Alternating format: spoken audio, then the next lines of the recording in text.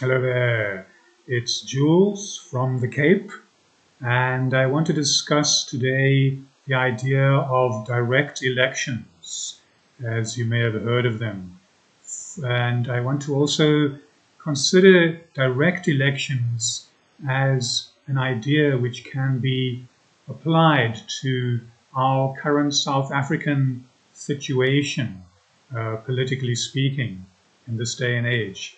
So let's go through this idea of direct elections and find out a little bit more about how this can be applied to South Africa and actually bring some level of service delivery, which is what is needed really on the ground. You know, if we look at our system today, we can see that there are layers of party machinery and a lot happening behind closed doors, where party bosses make the decisions that affect our lives and our children's lives and our community's destiny. In other words, these behind the scenes deals are being made which actually rob us of our control of our democracy. This is the situation we find ourselves in right now in South Africa.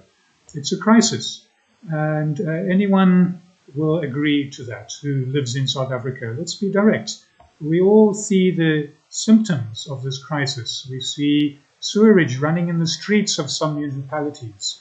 We see the water taps have run dry. Electricity is on and off. Roads are filled with potholes.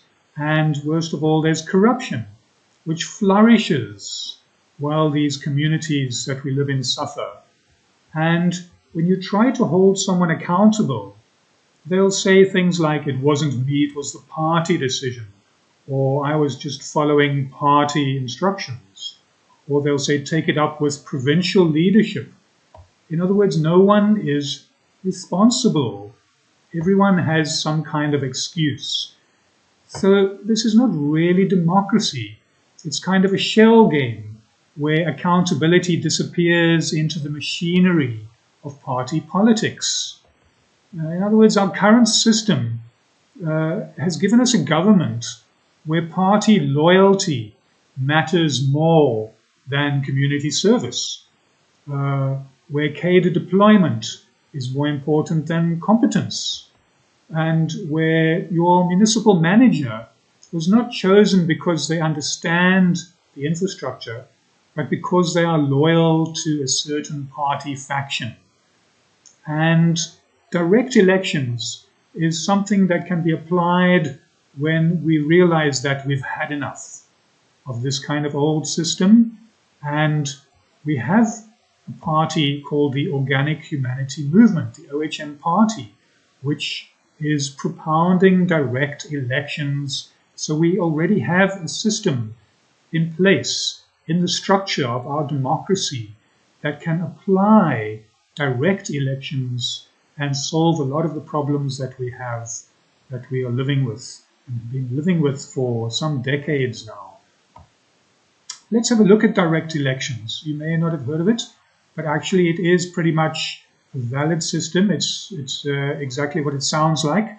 You choose your leader directly, not the party, not a committee, not some backroom negotiation, but you, a community member, you choose individually who your leader is going to be. Right now, when you make some votes, in local elections, you vote for the party on the list. The party decides who becomes your councillor. The party decides who becomes the mayor. You vote for a logo or for a colour or for a promise.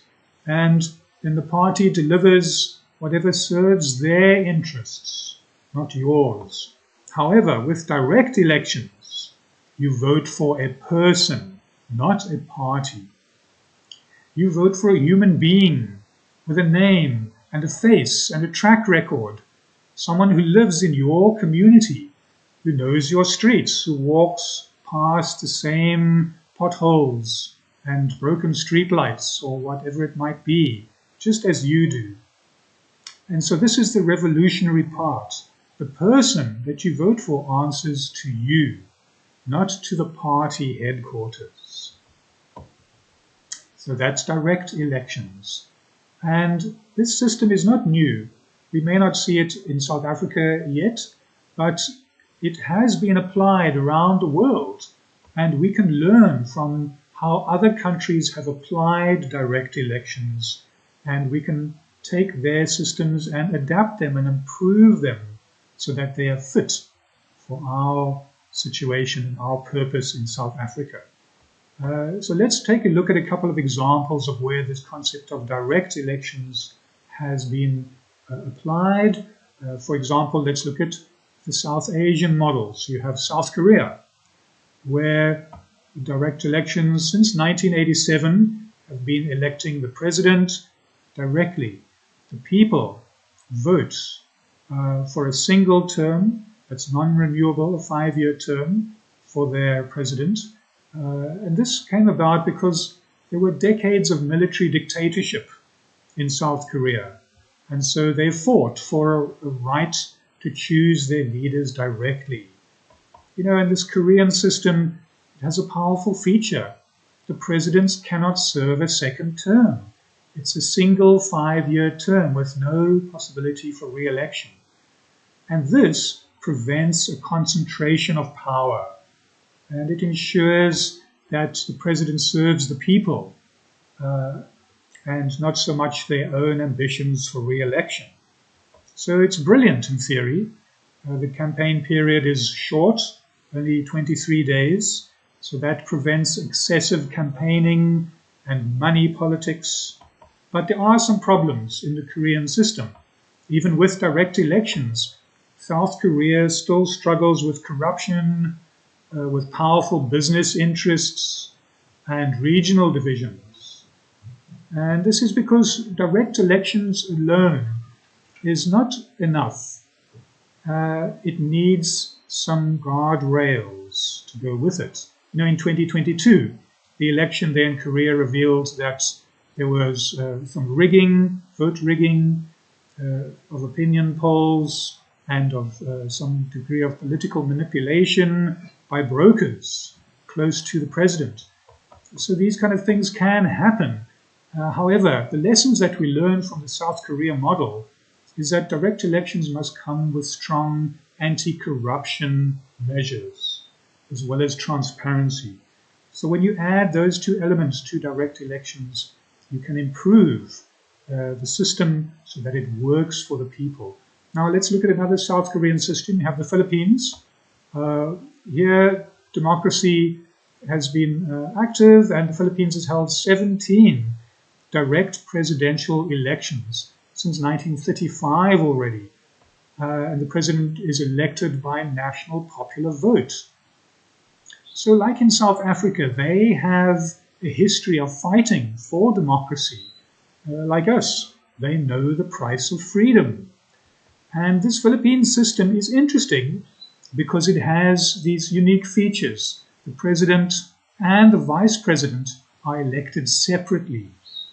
So, theoretically, they could come from different parties. This, fortunately, creates some checks and balances on power, because your second in command might come from a opposition party, and in that way, power is distributed. And decentralization is a crucial factor in direct election system. You know, in the Philippine system, it's called the first past the post. The president can win with a minority. You know, in 2016, Rodrigo Duterte, who is quite a controversial character, he won with only 39% of the vote because the opposition parties had split all the votes among various candidates. There were quite a few candidates, and so the vote was split pretty much. So no one really gained the 50% majority or 50% plus one. Nevertheless, still the president was elected, and so this system in itself may not be applicable to our needs in South Africa. We have to reevaluate. But nevertheless, we see that the Philippines does have direct elections. The political parties are not ideological organizations in the Philippines, their system is more based around stars, political stars and celebrities. And so the system isn't 100% perfect for our situation because we want to avoid that kind of thing. You also have clan interests and tribal interests in the Philippines, similar to what we have in South Africa. So we need to consider these and need to learn and improve from these other direct election systems around the world. You know, problems like vote buying, where the community gives gifts and food and money and clothes and so on. We need to avoid that kind of thing. We also need to avoid wealthy dynasties dominating the system, or celebrities and their family connections who have, sometimes got in the way of the situation and diluted democracy and service delivery because of this type of nepotism which goes on. And so we can learn from the Philippine system that safeguards are needed to prevent money getting too involved, and this dynastic rule of families. It can sometimes become a plutocracy or systems which aren't really favorable. You know, the rule by the rich, we don't really need that kind of system at all here.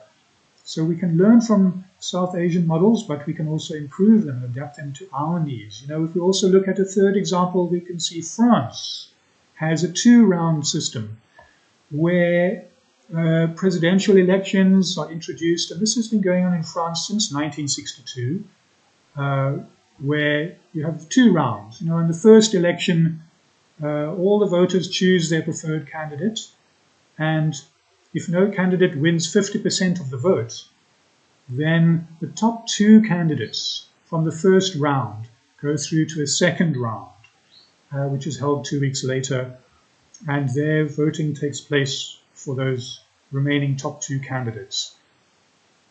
In France, they say, well, the first round is voting with your heart, the second round is voting with your head.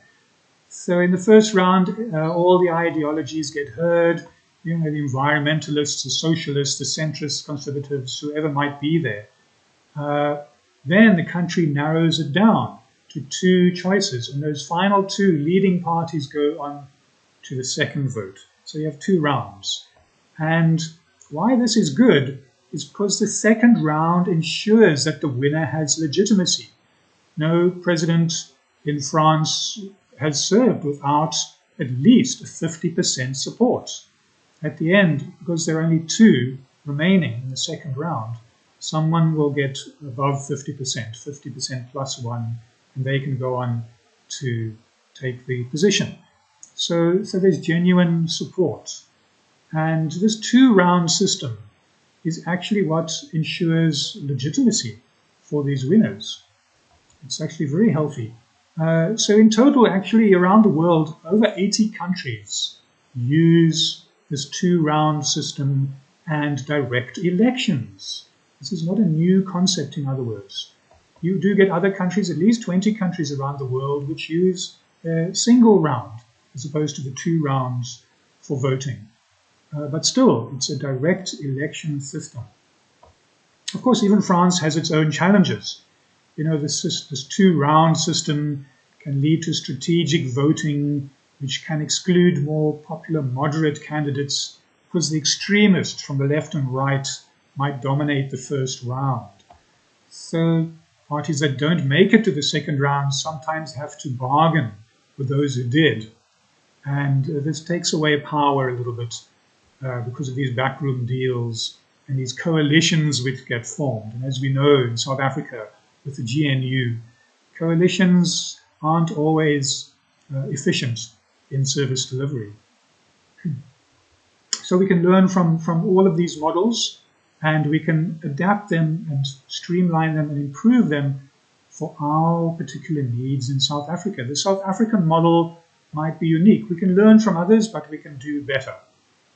For example, we have in South Africa already a party called the Organic Humanity Movement, OHM Party, who are presenting the concept of direct elections. This is already in place. The party already exists. And so the opportunity to implement direct elections is already available to us. And what we want to do, for example, if we were to apply direct elections, is to start small, start local, at a ward level, in your municipalities, where you can build trust.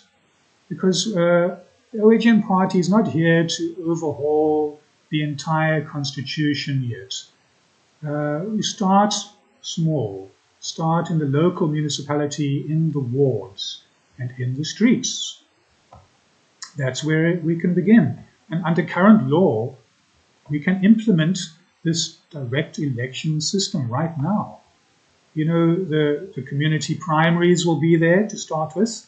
If anyone wants to become a candidate, an OHM candidate, for example, or wants to stand for direct elections as an individual, they call them independents in other countries, for example. Either way, the person must be chosen by the community in an open primary, not by the party, not by the OHM party members, for example. Every resident in the community, in the ward, can participate. You don't have to pay a fee, you don't have to join any party, you just show up, and you vote who you think is best qualified to serve your community.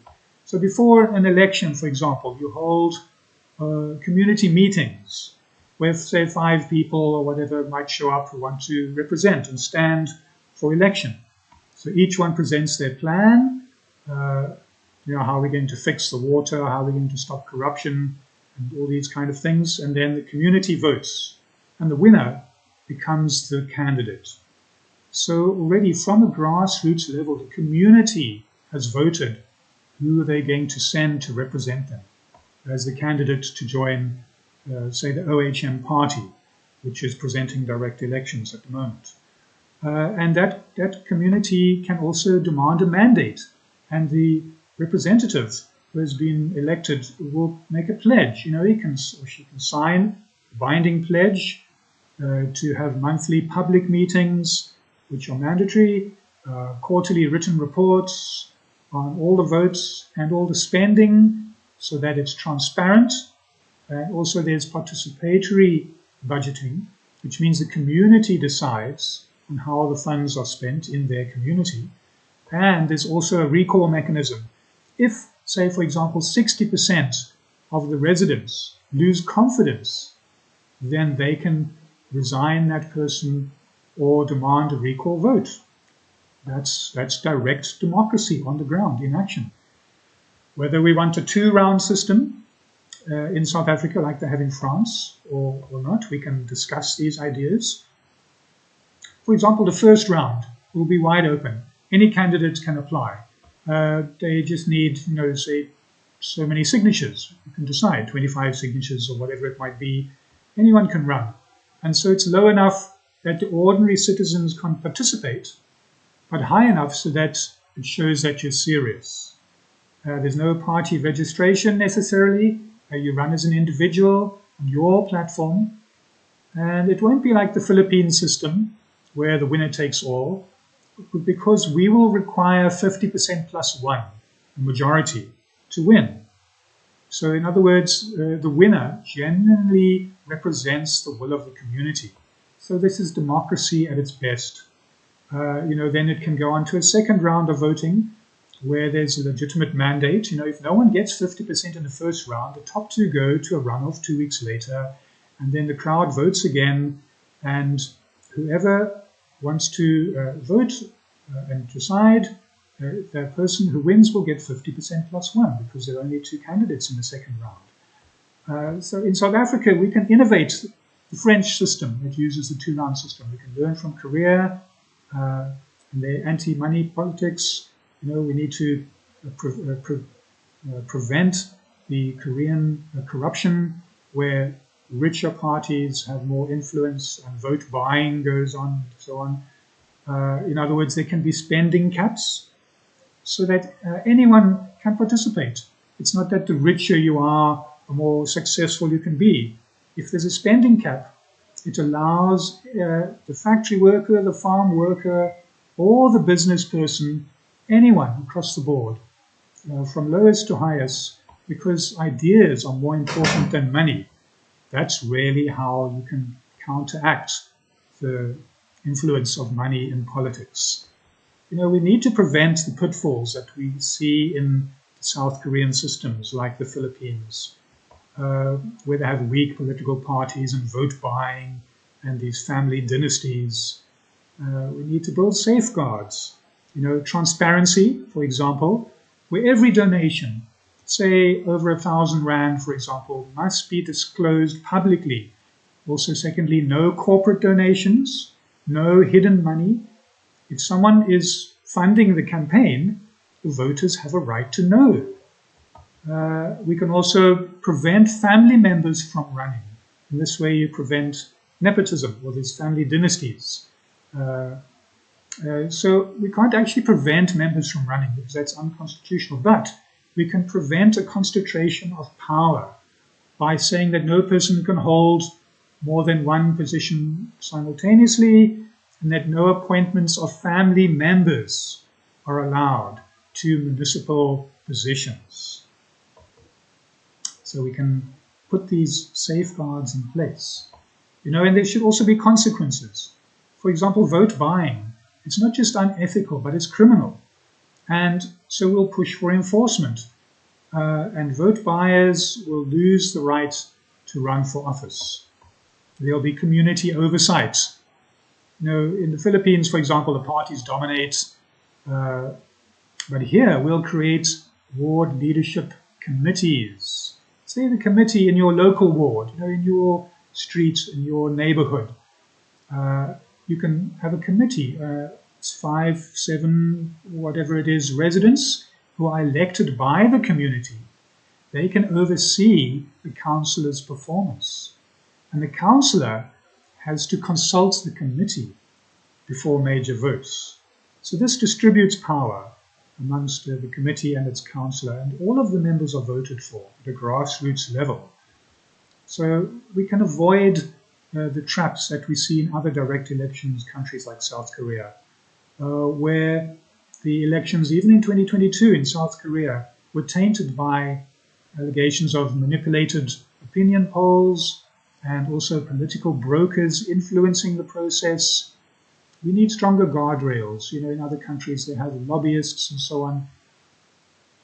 What we need is independent electoral management, where the community primary committee members, they oversee the internal elections and they are independent. They're not controlled by the OHM party or by national leadership. They're elected by ward residents. And, that's how you provide support instead of control. You empower people and the people support each other in a committee. We can also have observers. We can invite civil society, academic institutions, ward committees, as we just mentioned, and the media. And all of these can observe every step of the process. That's how, because transparency is crucial. Purity is the force. Sunshine is the best disinfectant. You have things out in the open, and in that way, there's no hidden agendas or personal selfish motivations. So this is how you can do it. You put the guardrails in place. You have paper trails. In Korea, for example, South Korea, they have electronic voting. Now, that's not always ideal. Paper ballot with transparent hand counting is the way to go about, because technology can be hacked. We saw that already in the United States in previous elections. Paper counting in public view cannot be hacked.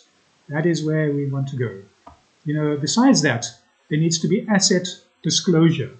Every candidate must declare their assets before running and also while running annually, while in office. We need to know if our candidates and our councillors and our representatives are mysteriously getting wealthy. This needs to be visible. It needs to be transparent. The person has to be above board, and you can do this by having asset disclosure. This matters to South Africa Because realistically speaking, we are in a crisis. We've tried different systems. We've used the socialist, semi-socialist systems of the ANC, COSATU, South African Communist Party, the Tripartite Alliance, and we've seen that they are open to corruption and abuse. So the crisis is upon us. The previous systems have shown failings, not just service delivery, not just corruption, but a crisis of legitimacy. The entire system needs to be re-evaluated. Nowadays, people don't trust the government because the government doesn't answer to the people. It answers to party bosses. And when things go wrong, no one is held accountable. And this is where direct elections change that equation fundamentally. It's going to the root of the problem and addressing the entire structure of the system of politics and elections and representation in South Africa today. It demands personal accountability. That's what's meant by direct election. You're electing a person, not a party. And that person is the face that you can look at and demand answers and hold that person accountable. They can't hide behind the party. When you elect a person directly, that's what you're getting. If the service delivery is not there, the person who you voted for is to be held accountable and answer. They can't simply say, oh, the party will investigate or take it up at the provincial office. You elected them, they answer to you. If you don't like it, you can vote them out. 60% majority vote, for example, and you can force the person to be removed and have new election. This is community empowerment. This is what direct elections allow. It shifts the power from party headquarters, in Johannesburg or Cape Town, back to the communities. And your councillor doesn't wait for instructions from the Thule House or the DA headquarters. They ask, what does my community need on the ground? We also have an idea of participatory budgeting, which means you decide, the committee and the community that voted for that committee decides whether the funds should go to fixing potholes or building a community center. So it's a community decision making, not some bureaucrat who's never even visited your ward, who doesn't even live in your ward. That's how you break this deployment, this cadre deployment curse.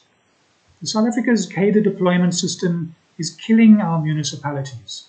Unqualified people are getting positions because of political connections, not because of competence. We need a merit-based system. So with direct elections, the communities choose competence over connections. You can see a candidate's track record. You can ask, have you ever managed a budget? Do you understand municipal law? Have you ever been held accountable? And so ultimately the most qualified person wins, not the most politically connected. So that's what you're looking for. Coalitions are very fragile. They don't often produce results. You get these hung parliaments and a hung municipality where you have chaos because the parties are negotiating power-sharing agreements which collapses ultimately and which stagnates service delivery. The councillors often switch parties, mayors get voted out by their own coalitions, nothing gets done. These kind of problems really cause more and more suffering for the people and the communities in which they live. Whereas with direct elections, the councillors are accountable to the communities. There's no party whip, chief whip. This provides more stability. Yes, you can still have coalitions for governance, but these coalitions are based on shared community interests, not on party politics. This is how you combat corruption. Corruption thrives in the dark, in opacity, where things are opaque and not clear. where the party bosses decide behind closed doors. That's where accountability dies. Whereas with direct elections, we shine a light into every corner. The community, the primaries are public, the campaign finances are disclosed, the ward communities and committees, they provide oversight. There's monthly public meetings, which ensures transparency. There's recall mechanisms that give the communities teeth. So this is how direct elections can work.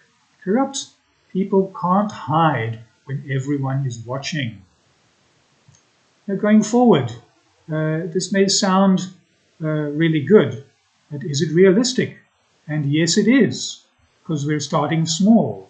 We're starting at a community level, one ward at a time. And we have the whole country and a lifetime ahead of us. So this is really something which can be done step by step, where the change to the entire system is happening from within. This is not where communism, for example, you need revolution and a complete destruction of the old. We work in the system, with structures, and we improve those structures from within. That's what the OHM party can do. Now, of course, they're going to be skeptics. I can hear the skeptics, for example. They'll say things like, the Constitution requires proportional representation. Now, fair enough, but let's clarify that. The Constitution requires a multi-party democracy that encourages community participation. Direct elections do both, multi-party democracy and community participation. We're not eliminating parties, we're making them answer to the communities. And we're starting with governance practices that are fully legal, with community primaries, participatory budgeting, transparency measures. That's where we begin. It's completely legitimate. Only later will there be attempts to reform the electoral system itself. But we won't get ahead of ourselves. There are other people who might say, well, this will lead to chaos or instability. Now look around. We already have chaos and instability. We already have hung municipalities, collapsing coalitions of the GNU, service delivery failures, obviously. So how is this current system actually stable? It's not. We've already lost stability.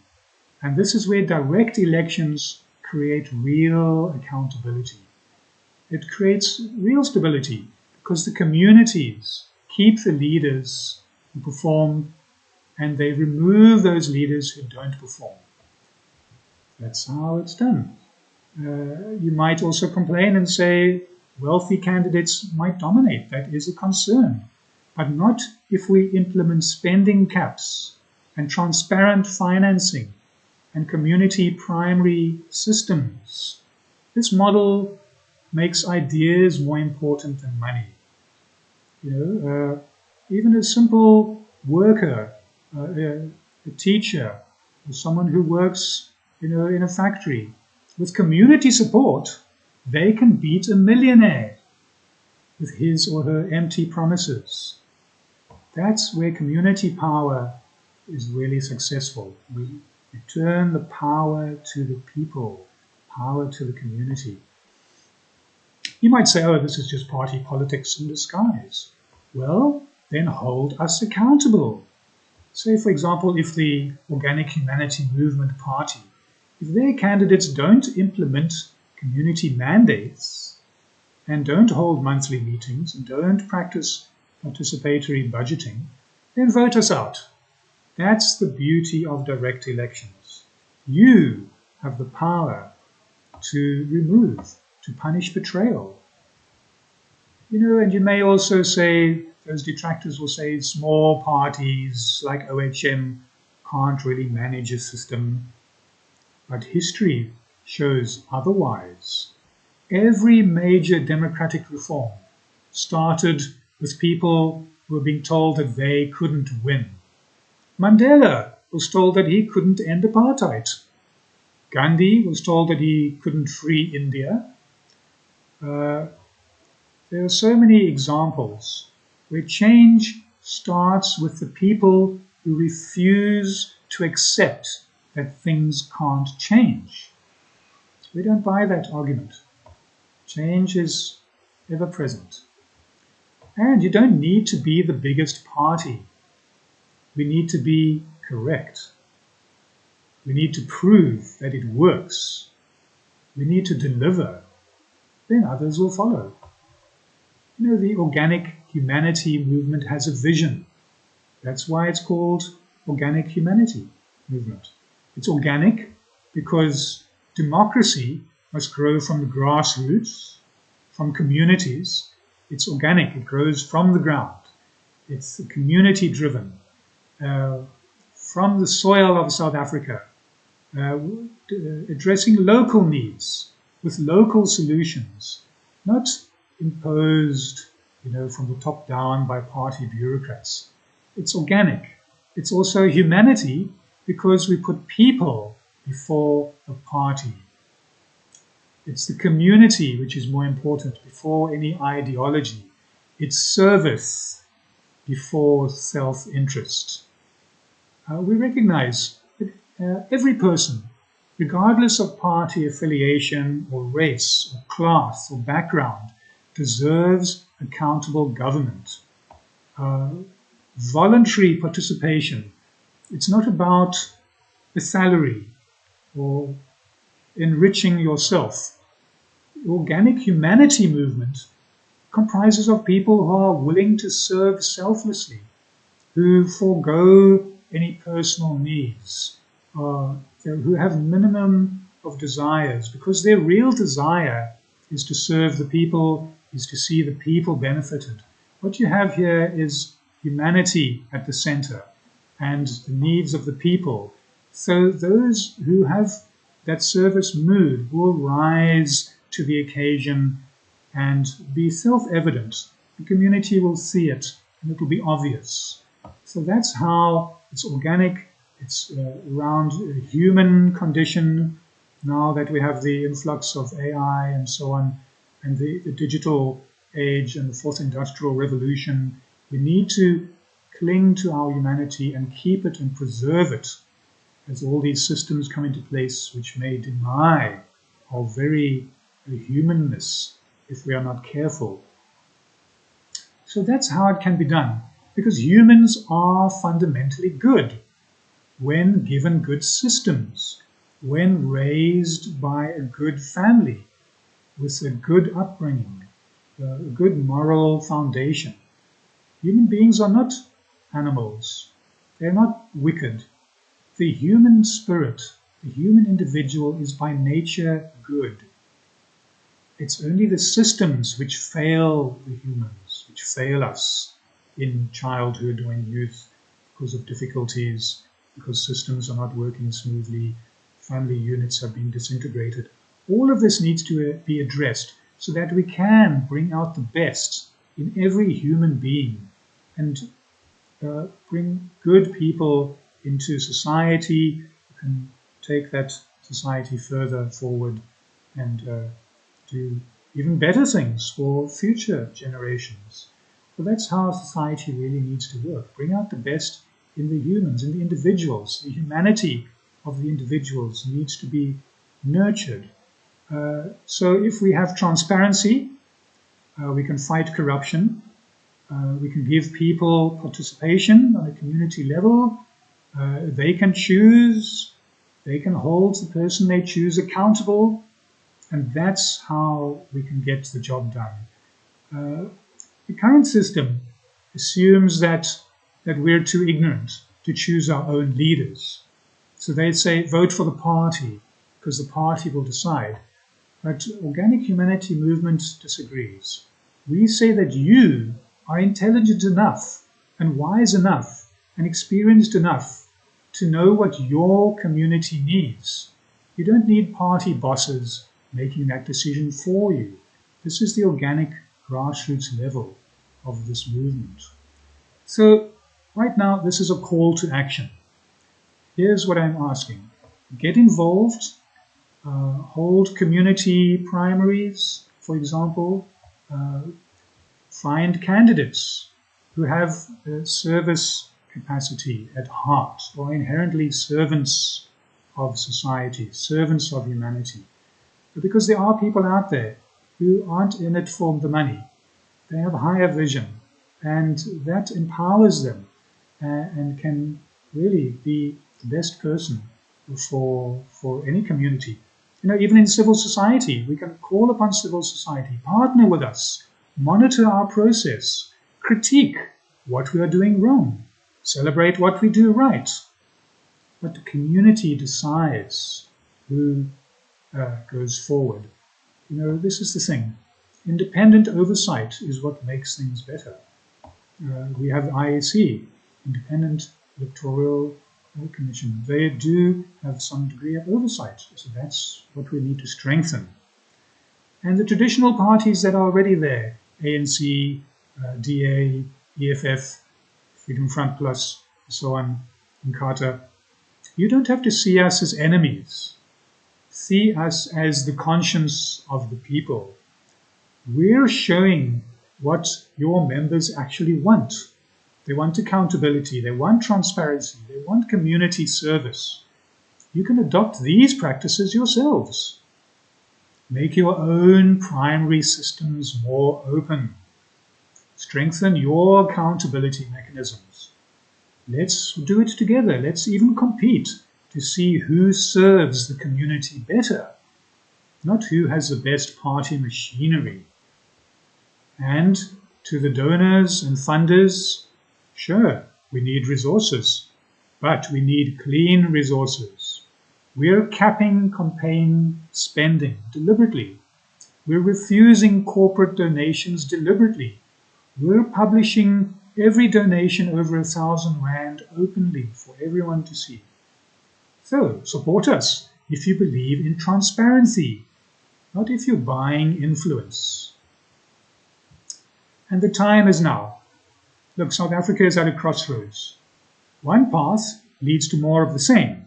More cadre deployment, more corruption, more failure at service delivery, more hung councils, more excuses, and more suffering for the individuals on the street.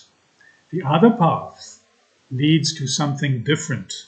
Direct elections, community empowerment, personal accountability, transparent governance, and participatory democracy. That's what we're looking for. That's what the organic humanity movement can provide. We don't claim to have all the answers. We claim to have a more important question. The question is, what will happen if we let our communities decide? We've learned from South Korea's direct elections, from the Philippines, from France, that we can craft a uniquely South African solution that takes the best of global practice and adapts it to our reality, our history, and our challenges. And so we start small, at a ward level, wherever you may be, in your neighborhood. And with one ward here and another there, gradually, step by step, we can make progress. Because every revolution starts with people who refuse to accept the unacceptable. It's no longer acceptable. The conditions that we're living in, that we've been living in for decades. We've allowed the system as it is decades to improve the conditions. And they have shown that although there may be some improvement, there's a lot that has gone missing. A lot that is unaccounted for. And a lot of failure in service delivery. 30 years ago or so, South Africans stood in lines that stretched for many kilometers for our first vote in the democratic election. People who had been told they would never be free, who had been told their voices didn't matter. We've been told that the system couldn't change.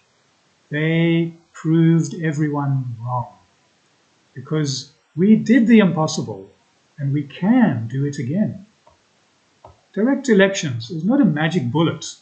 It won't solve every problem overnight, but it is a new foundation for rebuilding trust between the people and the government. This is a tool for restoring accountability. It's the path forward in a democracy that actually serves the people. So the question is, are you ready? Are you ready to take back control of your democracy? Are you ready to hold your leaders directly accountable? Are you ready to participate? Not just vote, but are you ready to build something better? And if your answer is yes, then practice direct elections and find out what the organic humanity movement is doing. You don't have to be a party member, simply be a citizen that is committed to democracy. Come to the community primaries if you want, run as a candidate if you want, and volunteer as an observer. Tell your neighbors. Ultimately, together, we will prove that direct elections work. Together, we will show that communities can govern themselves. Together, we will build a South Africa where government answers to the governed. The power belongs to the people. It's time we took it back. Thank you very much. Until next time, this is Jules from the Cape, signing out.